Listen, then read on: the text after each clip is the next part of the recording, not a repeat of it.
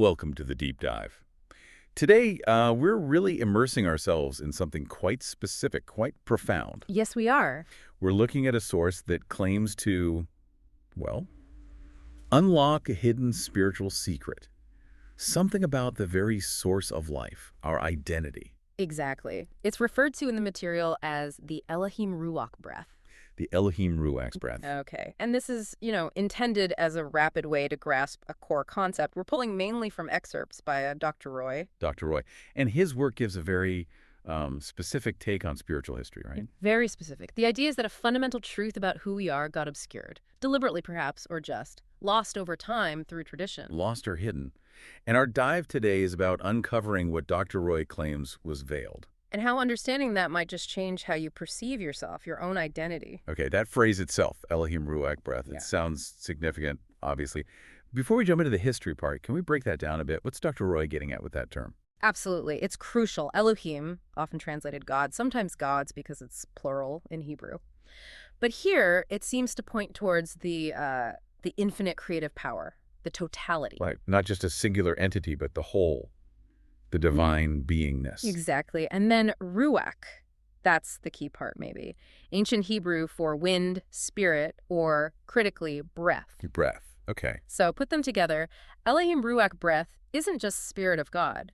Dr. Roy uses it to mean the active, breathing, life-giving essence of the infinite. Wow, so like the actual air of life itself, but on a divine level. That's a good way to put it. The very substance of life, flowing from the source. So we're talking about the breath of the divine. Okay. And the core claim, the starting point for all this. It's that your own history, your individual existence, even your memories, they carry something innate, an eternal knowing about this breath of life within. An eternal knowing. So it's not something you learn from a book. No, according to the source, it's inherent. You're born with it. It's part of your makeup. Okay, so if it's inherent, let's talk about this illumination the source mentions.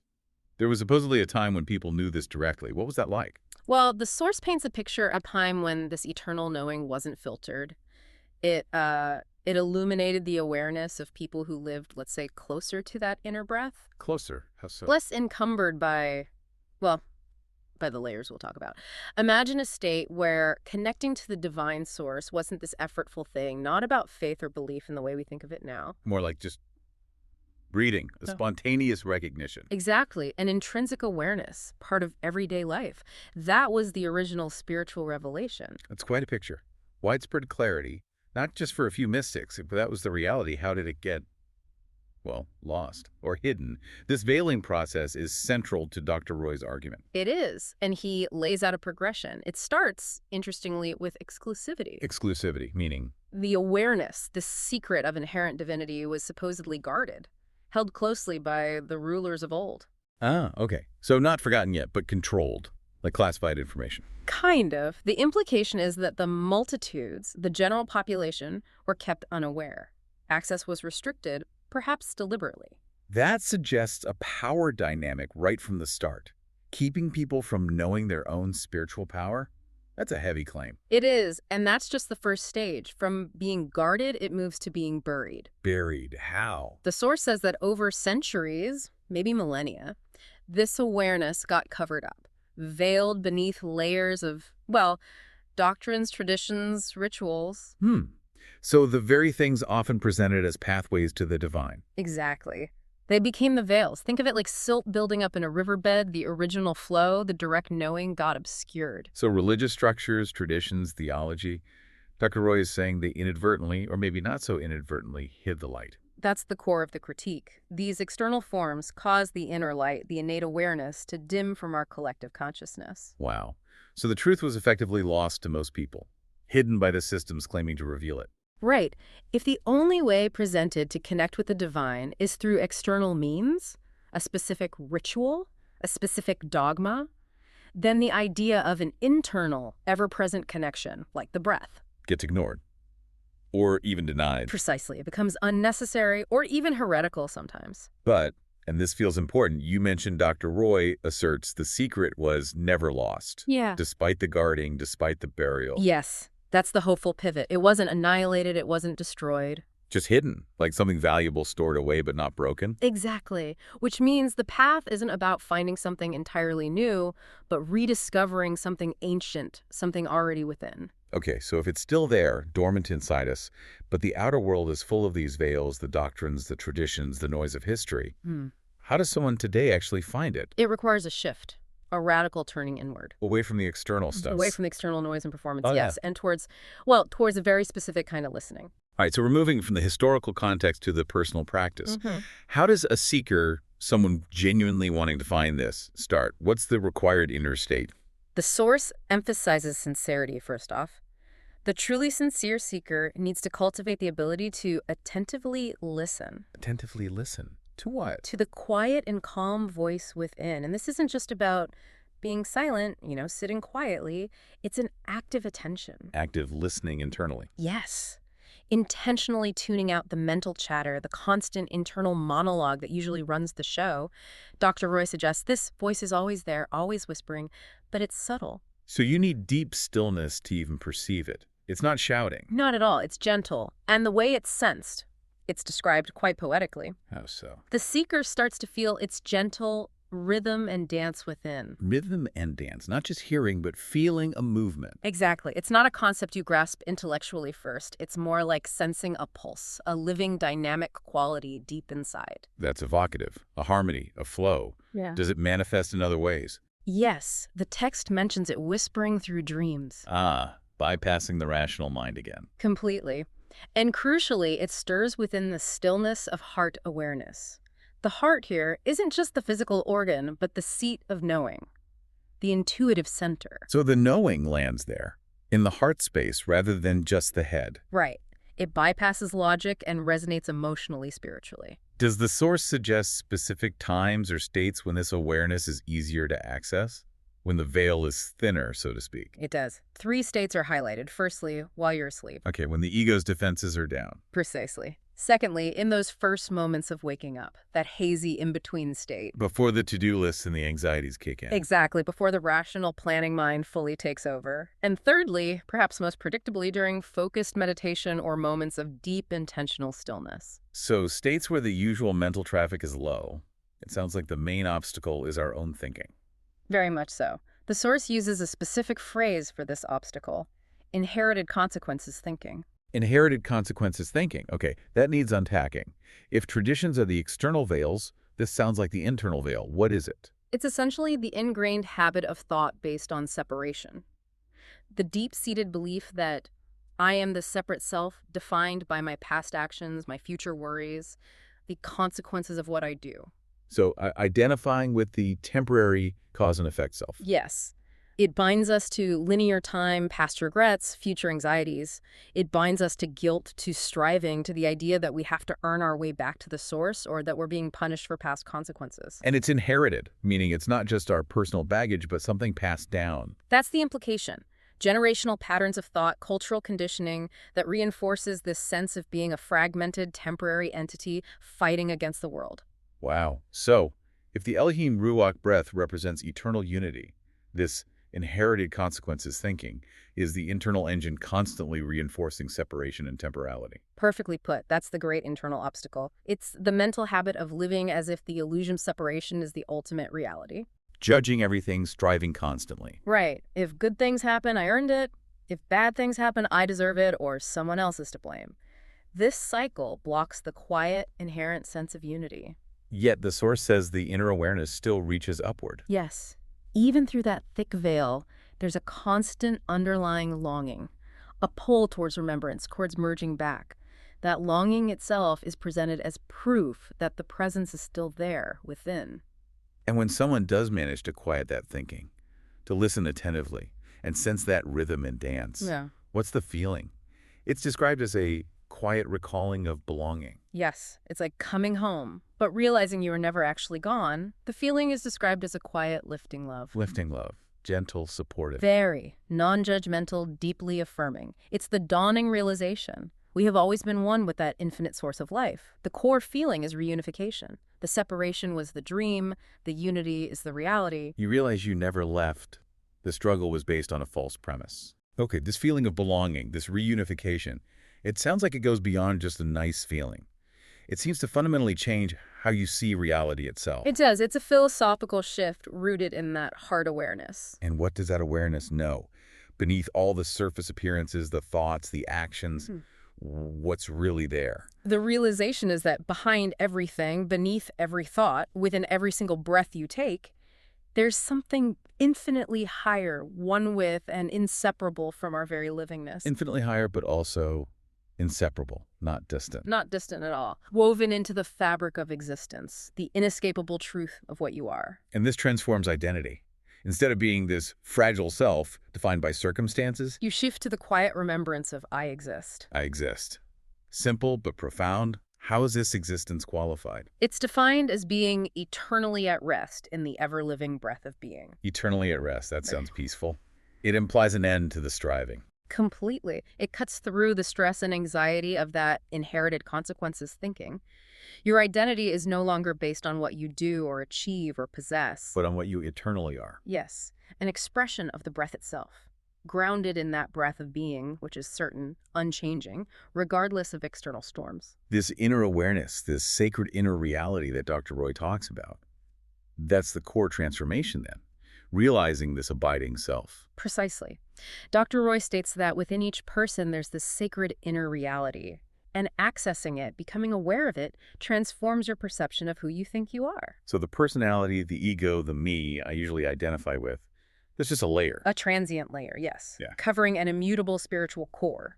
That core is the sacred inner reality, perpetually connected to the Elohim Ruwach breath.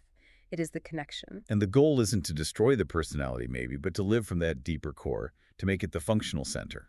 That seems to be the implication, to Yeah. operate from that space of knowing. And Dr. Roy gives this awakening, this realization and action, a specific name, the divine rhythm and dance.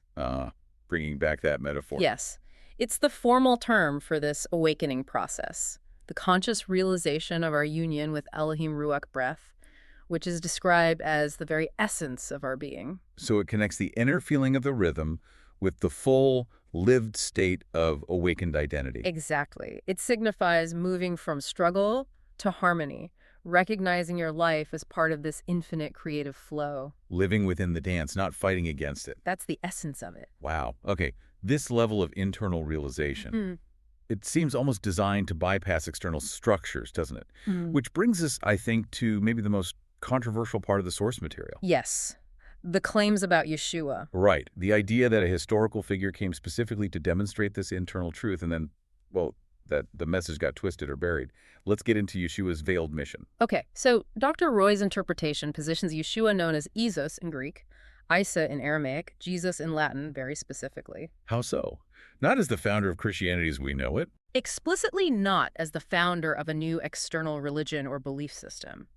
Instead, he's framed as the revealer of this particular forgotten awareness. The awareness of oneness with the Elohim Ruach breath. Exactly that.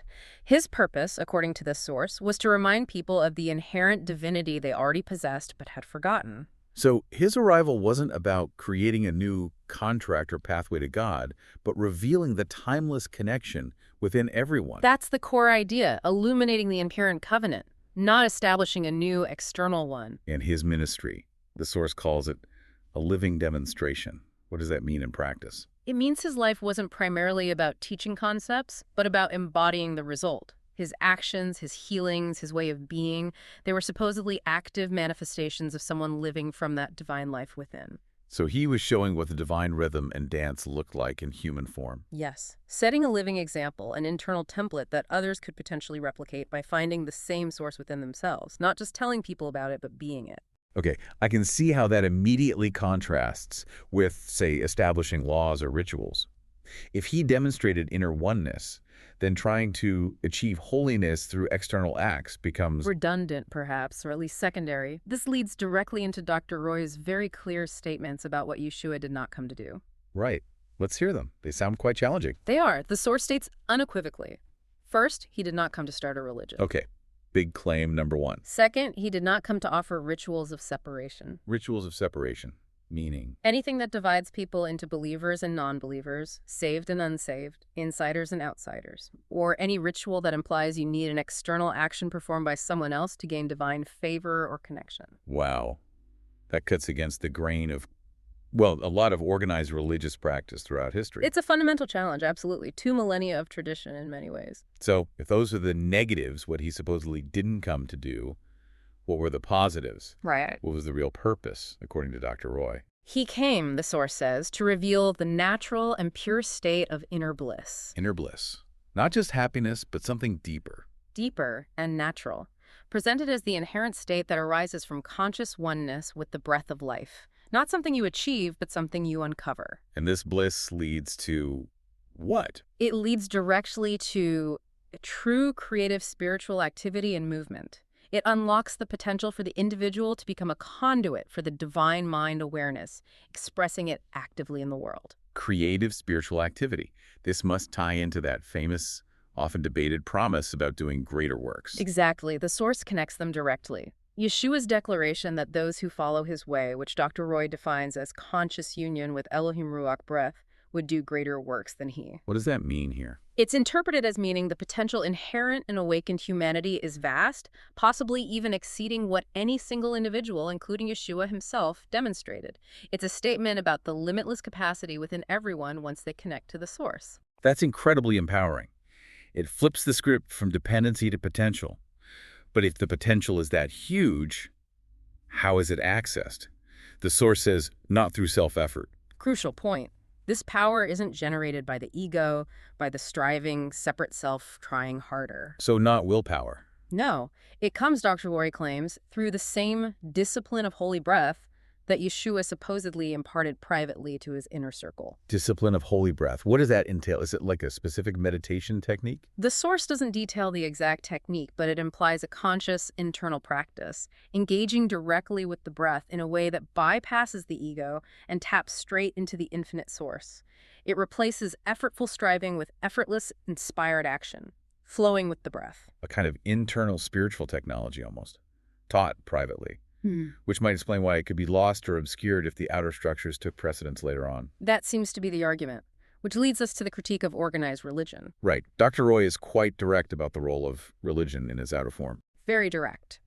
The assertion is that organized religion, as it developed, actively kept this divine mind awareness hidden. Actively? How? By systematically diverting attention outwards, focusing on ceremonies, doctrines, hierarchical structures, external authorities. Instead of pointing people back inside, to the rhythm and dance. Exactly. The source claims it buried the secret under so many layers that it became almost unrecognizable. Okay, but let me push back slightly here, playing devil's advocate. We said earlier the secret was already guarded by ancient rulers before large-scale religions formed. Didn't these religious structures, in a way, preserve something? Didn't they keep the concepts God-spirit connection alive in cultures where they might otherwise have vanished completely? Wasn't some structure needed when most people were supposedly unaware? That's a really important question, and the source doesn't necessarily deny that religion played a role in preservation, in carrying concepts forward. However, Dr. Roy's emphasis is overwhelmingly on the distortion that occurred alongside the preservation. So they preserved the words, maybe, but changed the meaning. Or inverted it. The structures kept the idea of God alive, yes, but they often presented God as separate, distant, accessible only through the structure itself. The ceremonies and doctrines became the main event, not pointers to the inner reality. So the container became more important than the content it was meant to hold. That's a good analogy. And this container, this structure, became a veil in itself. So thick, the source argues, that the original intent of Yeshua's mission, the inner awakening, was nearly lost to time. The core message shifted drastically. From you are the breath, to follow these rules to maybe eventually get closer to the breath. Precisely. A shift from inherent identity to conditional access, from empowerment to dependence. Which underlines why Dr. Roy defines the goal so clearly in the positive. Yeshua's purpose wasn't to create worshipers. No. Not people standing outside looking up in awe or supplication. But to awaken. What was the term? To awaken living beings. Individuals who know themselves directly as expressions of Elohim Ruwach breath. Living beings embodying the blissful power of the one life. Exactly. Experiencing and expressing that unity, that power, that bliss as their natural state. And that culminates in knowing yourself not just as a child of God, but as As the breath IT self, the ultimate shift from a relationship of dependence to one of identity. being the breath IT self. That's a staggering realization to contemplate. What does that mean in terms of living life, day to day, the power of embodiment? It means you shift from trying to be creative or do good things to realizing you are the natural conduit for divine creative action. The impulse flows through you. You become the vehicle, not just the driver trying to figure out the map. So this ancient secret, guarded, buried, nearly lost, Dr. Roy believes it's coming back into awareness now. Why now? The source suggests it's an active process, a kind of spiritual timing. This is being revealed that we may rediscover what was once concealed. There's a sense that humanity is ready, perhaps, or needs this remembrance.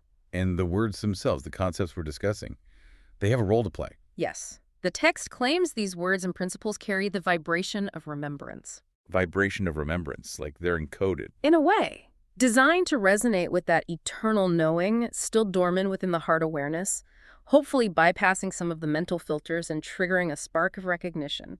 So engaging with this material isn't just intellectual exercise. It's meant to be catalytic. Potentially, yes. It's intended to guide you back personally to the inner realization. You are the very expression of the divine mind awareness of Elohim Ruwach breath. That's the daily anchor point, not trying to become connected, but living from the connection you already are. Exactly, living from that infinite source within.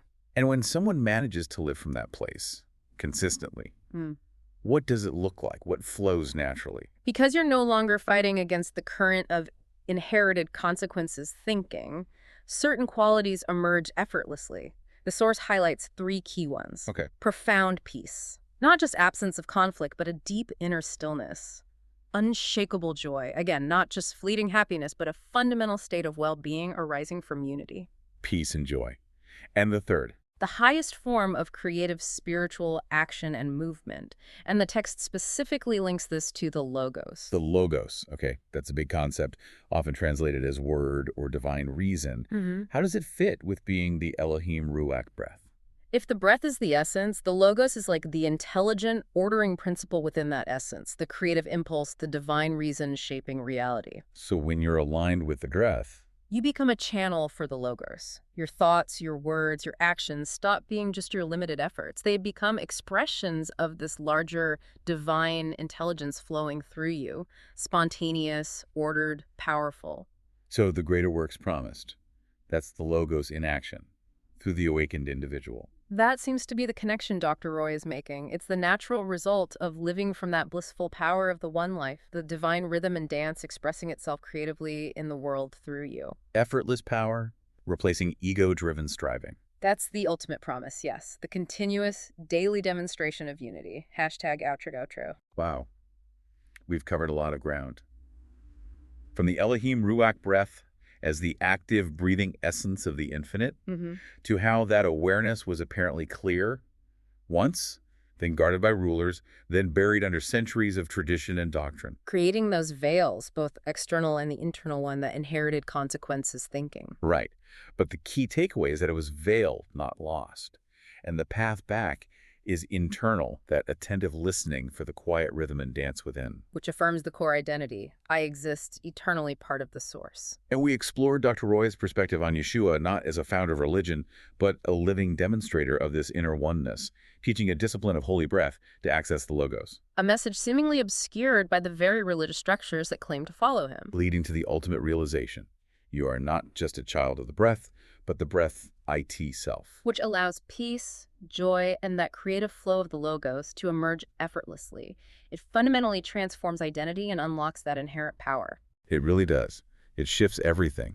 But this realization, as Dr. Roy presents it, hinges entirely on that internal listening, doesn't it? It does, which leads to a rather provocative thought to leave our listeners with. Okay. If this profound spiritual revelation, this connection to the Elohim Ruach breath, is truly found not in external rules, rituals, or traditions, but solely in the stillness of your own heart awareness. By listening to that quiet and calm voice within. Then the question becomes personal.